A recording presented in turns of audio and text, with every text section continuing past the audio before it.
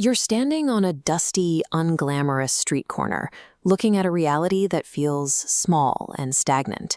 You have a vision for global influence, but your current resources don't even cover the basics. The natural instinct is to try and outrun this reality. You might spend money you don't have on a car or clothes, trying to project a version of success that hasn't actually happened yet. But faking it is an exhausting investment.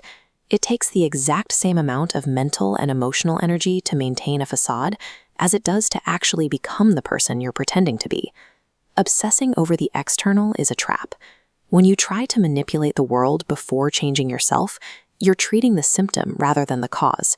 You're fighting with the reflection instead of adjusting the source. Think of your current bank account or business reach as a report card.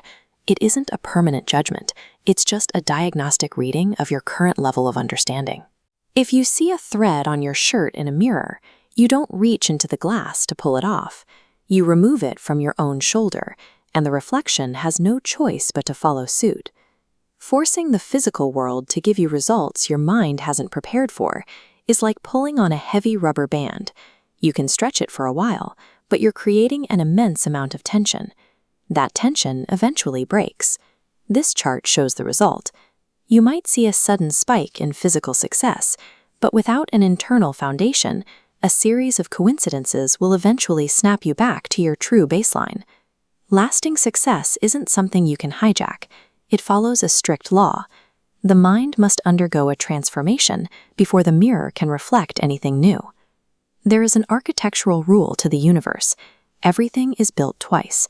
It is completed in the invisible realm of the mind before a brick is ever laid. We see this process in the ancient account of the Tower of Babel. Before the first stone was moved, the project existed entirely as a mental concept. Nimrod didn't start with construction. He started with imagery. He created a blueprint in the minds of the builders that was so vivid it existed as a finished reality before they touched the clay. This is the cosmic view. While the earth was empty, the blueprint was so complete it was described as already finished. This is the operational secret. You can only physically execute what is already finished in your mind.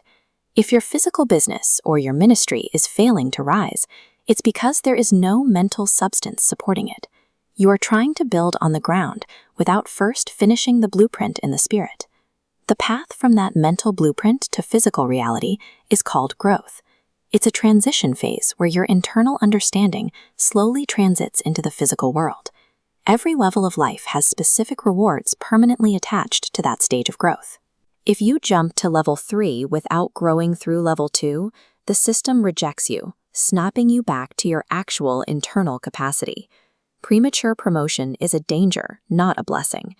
If you arrive at the highest levels of success without the character to sustain it, you won't understand how to act before kings. You'll be in the palace, but still have the habits of the field. This is why tiny, incremental gains, like a small profit or a handful of new clients, are actually signs of health. They are proof that the system is allowing you to build the stamina you'll need for the levels ahead. Success isn't chased. It's attracted by becoming the person who belongs at the next level. When your internal blueprint and your growth finally align, it produces a specific result, a phenomenon we call favor. We often think of favor as random luck or a break that comes out of nowhere, but favor is a response to value. When you are internally prepared, people look at you and feel a compelling urge to support what you are doing. It isn't a lottery, it's a recognition of the preparation you've done in secret. Queen Esther is a classic example. While others focused on outward competition, she focused on an internal preparation that made her presence undeniably attractive to the king. She didn't have to fight for the crown. She had become the person the crown was looking for. Favor is the physical world surrendering to the undeniable weight of your internal growth. Look at the size of the city. It's easy to feel lost in the noise, thinking you have to chase down every opportunity manually. But the irony is that the things you are chasing, the resources, the clients, the influence, are actually looking for you. They simply cannot find you yet because you're hiding behind a fake physical facade instead of projecting the clear signal of a prepared mind. Stop trying to force the reflection in the mirror. Focus all your energy on building the mind, because when the internal reality is finished, the physical world has no choice but to fall into place.